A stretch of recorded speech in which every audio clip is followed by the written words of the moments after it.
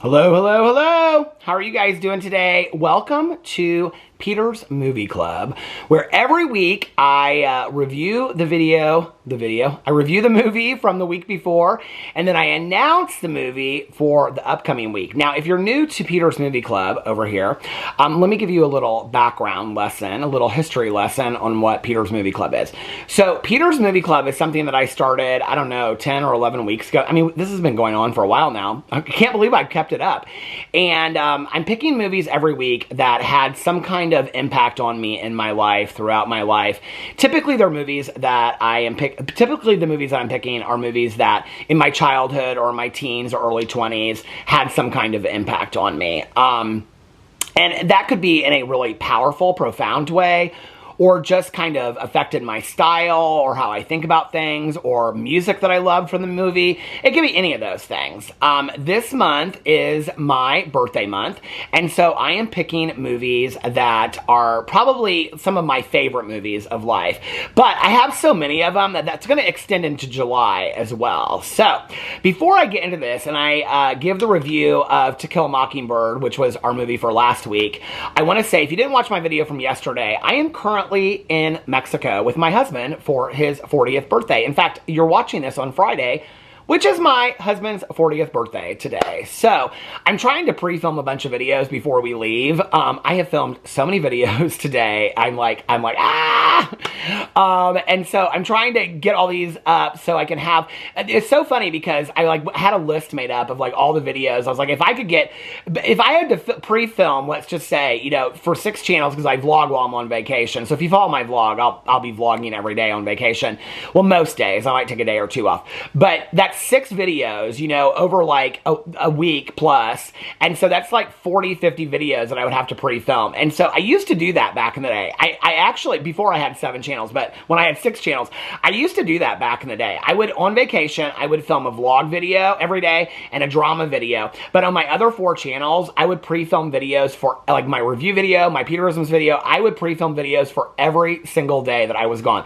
I don't do that anymore. I'm trying to get as much as I can get up, but I was 2 of the videos that I have to make sure are up are my weight loss update, which I pre-filmed today, but I'm posting that tomorrow, so you saw it on Thursday. Anyway, and I'm pre-filming Friday's movie club because I wanted to announce what this week's movie club was.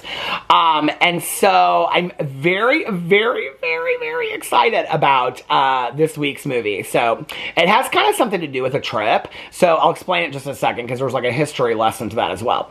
So last week's movie was To Kill a Mockingbird. I actually watched it earlier in the week. I usually wait until the very end to watch the movie, but I knew we were going on vacation, so I was like, okay, I gotta watch this over the weekend. So we went out to dinner for my husband's birthday with some people that couldn't go on this trip, because we're going with 3 other couples, and my brother and sister-in-law and 2 other couples. And so there were people that couldn't go on this trip, so we went out to dinner with a bunch of these people. And afterwards, I came home and I walked, and then I took a shower and all that kind of stuff, and then I watched To Kill a Mockingbird. I love this movie so much. Whenever I finish these movies over here, I always ask myself, are there things that, are these movies that I would watch again? And To Kill a Mockingbird is a movie that I could watch 9 million times, I love this movie so much. And in fact, I'm in my head right now because there were so many things that, I really wanted to talk about with this review, but now it's kind of skipping my brain right now. And in fact, I was like, I should go in here and I should look and see, because did I take any notes? I don't think I took any notes on this movie, but there were a couple things that I was thinking about as I was watching it. And after I finished watching it, I actually watched the documentary that is on Tubi as well. So all the movies I pick are on Tubi because it's a free streaming service. Afterwards, I watched a documentary called Hey Boo, which is basically the life of Harper Lee. Not really. It's really about Harper Lee writing To Kill a Mockingbird and then turning it into a movie, the civil rights movement at the time and things like that. I said last week that the movie or the book was based in the 40s, or the movie was based in the 40s or 50s or something like that, and that the book was actually written in 1961, which was true, but the book actually takes place in, I think, 1932 is when it first takes place, right? And which was, a huge time for racial segregation in the United States, especially the South, which is where To Kill a Mockingbird takes place. It's interesting watching movies that you grew up with watching and watching them later. One of the things I was thinking is, we have this whole, there's this whole mentality about To Kill a Mockingbird and whether it should be on bookshelves and, should kids be reading this? And I can even remember when, when I was younger and people would be like, oh, you watched that movie with your son. And what's interesting is that as I was watching it, I was like, people would say that to my mom, and I can remember thinking oh, they shouldn't think I should be watching this movie. I'm too young or whatever. And, in this movie, Scout, I think, is 6 years old or is going to be 6 years old. And Jim is 12 and Dill is 9 years old. And they are in the courtroom the entire time that the court case goes on, which is really the part that, other than that, that's the part that people are afraid of kids seeing, And I thought it's so interesting that we guard kids from all this kind of stuff, right? Instead of having honest conversations with them. And I think that was the difference with my parents, is that my parents would watch movies with me that were maybe a couple years older than me or whatever, but then we would have conversations about it and discuss it. One of the parts that really stood out to me is at the very beginning, when Mr. Cunningham is bringing the entailment, the hickory nuts, to Atticus to pay off for his legal fees, and he's explaining it to Scout, and Scout says, are the Cunninghams poor? And he says, they are, and she says, are we poor? And he says, we are indeed. And he explains the difference between country folk and city folk and things like that, because the crash, the depression hit them harder. And it's interesting, we have this mentality, and I was raised in this world that you don't talk about money and stuff with your kids. But my parents were always very honest with me about stuff, whether it came to death or sickness or horrible things that happened in the world. My parents never shied away from having those conversations with me. They always did, right? And I think that's one of the admirable qualities of Atticus, is having those conversations with his kids, and not fearing away from having those conversations with his kids. It's interesting. My view of this has always been that I so identified with Scout in this book. In fact, I always wanted to have a dog named Scout, okay? Because I love the character Scout, played by Mary Badham. I love her so much.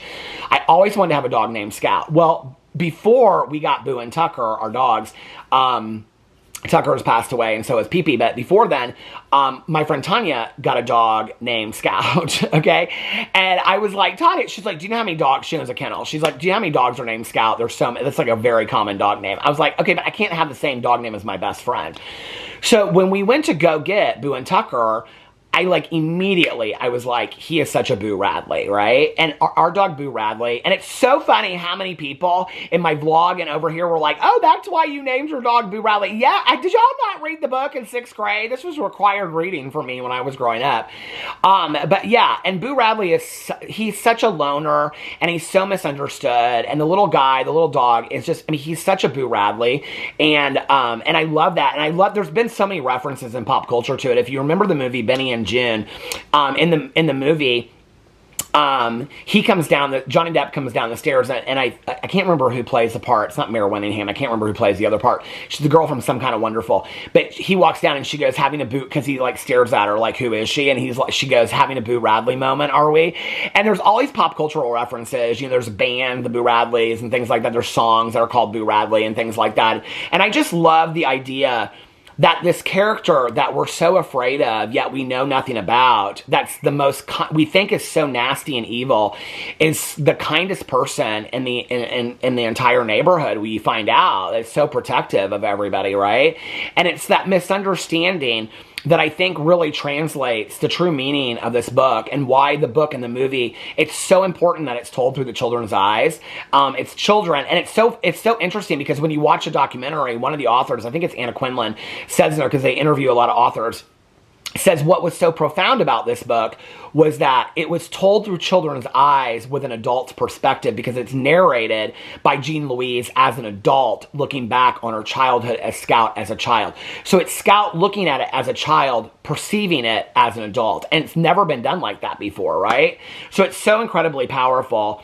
But as I was watching it, it's interesting how your perspective of movies changes through your life. And I was watching it, and I was like, as I've gotten older, I'm really more of a Boo Radley than I am a Scout. I love just to be at home by myself. My circle is very small. I don't interact with a lot of people. And what was so interesting about it is I started thinking about the book and things like that. And I thought, it's so interesting, because I always thought of Harper Lee, the author, as a scout, but really maybe she's more of a Boo Radley. And then you watch the interview, or you watch the documentary, Hey Boo. It's not a fantastic documentary, I'll tell you that. It's not that great, but you learn a lot. And so her sister's in it and things like that. They interview a ton of like authors and celebrities that knew Harper Lee or interacted with her, or how that book affected them.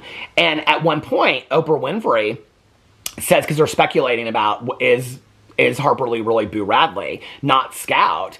And Oprah Winfrey's talking about how she went to the Four Seasons and had lunch with Harper Lee and was trying to get her to come on the show to do an interview, something like that. And she goes, I knew within 20 minutes there was going to be no interview. And she said, she looked at her finally, and Harper Lee looked at her and said, don't you know that I'm Boo Radley? Like, she doesn't want the fame and the attention, right? Like, she didn't want any of that. That's why Harper Lee, like, never wanted to write another book, and she stayed out. Plus, she was afraid that if she ever wrote another book, it would never hold up to Kill a Mockingbird. That was part of her story as well.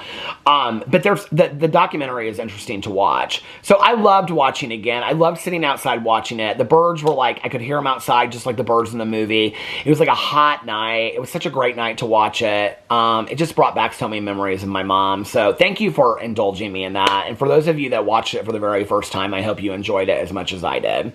So let's get to the movie for this week. Okay. Well, I went back and forth. I have like 5 movies that I still want to watch this month, but I don't know how to fit them in. So some of them are going to go over to July, and they're all my, like, the thing is that my list now, it's like, I don't have a movie on that list that's not really one of my favorites. So it's so hard, you know, but I was really thinking about this, and I had one movie picked out because I wanted it to be a movie that would be fun to watch while I was on vacation, right? And so I had one movie picked out.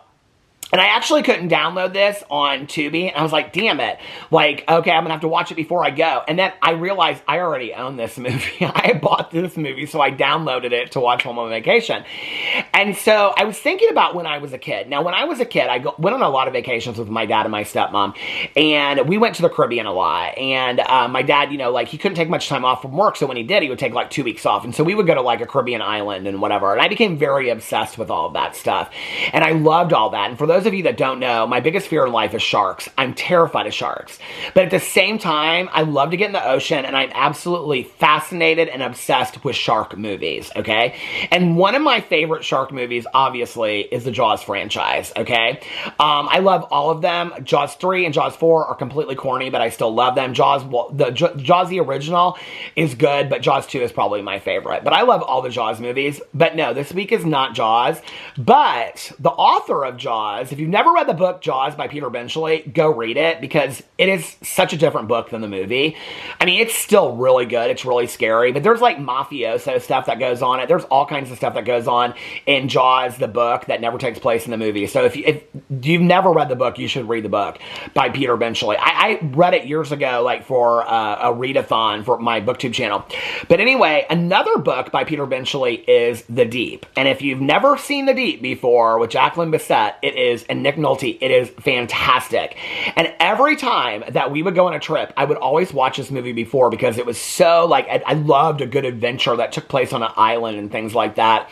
And in fact, it takes place in Bermuda. And one year, my dad surprised my stepmom and I, because he knew how much I love this movie, and so we went to Bermuda.